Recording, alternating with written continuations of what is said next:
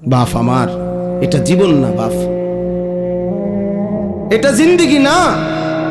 এভাবে জীবন চলে না। এটাকে সুস্থ মানুষ বলে না। এটা জীবন না।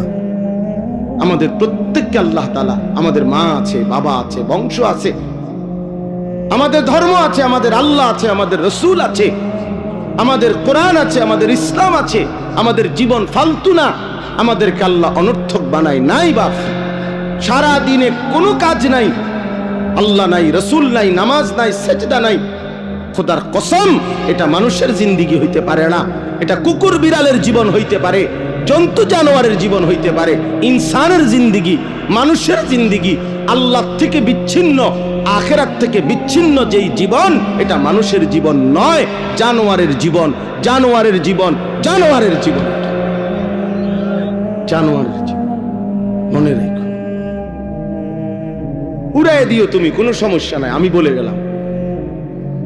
তুমি মনে করো হাসি দিয়া উড়াই দিলা, অসুবিধা নাই, সবাই বদলায় যাবে, আমরা এই আশায় বলি না। বদলাবে তো আল্লাহর ফায়সালায়, আমরা বলে থাকি। আমরা তো জানি, এটা বিশ্বাস করি, আমার কোনো যোগ্যতা না। ফায়সালা তো আসমানে। কে ফিরবে, কে বদলাবে, কার জিন্দেগি সুন্দর হবে, এটা তো আল্লাহর সিদ্ধান্ত। কিন্তু এই জীবন, মানুষের জীবন যেটা, এটা সেজদাওয়ালা জীবন, বন্দিগিওয়ালা জীবন, আখিরাতওয়ালা জীবন। প্রিয় ভাই, কোরআন শরীফের আয়াত শুনেন, আপনারা বাবারাও শুনেন। আল্লাহ কোরআনে ডাইরেক্ট বলছে, ফামাসালুহু কামাসালিল কালব। সরাসরি কোরআন শরীফের আয়াত। আল্লাহ বলছে বেঈমান, নাফরমান, তার উদাহরণ হলো কামাসালিল কাল, কুত্তার মতো। সরাসরি কোরআন। কালবুন অর্থ কুকুর, কুকুর, কুত্তা। জিজ্ঞেস করেন কোন আলেমকে, কোন মাদ্রাসা ছাত্ররে জিজ্ঞেস হে কবিটা জানে কালবুন অর্থ কুত্তা।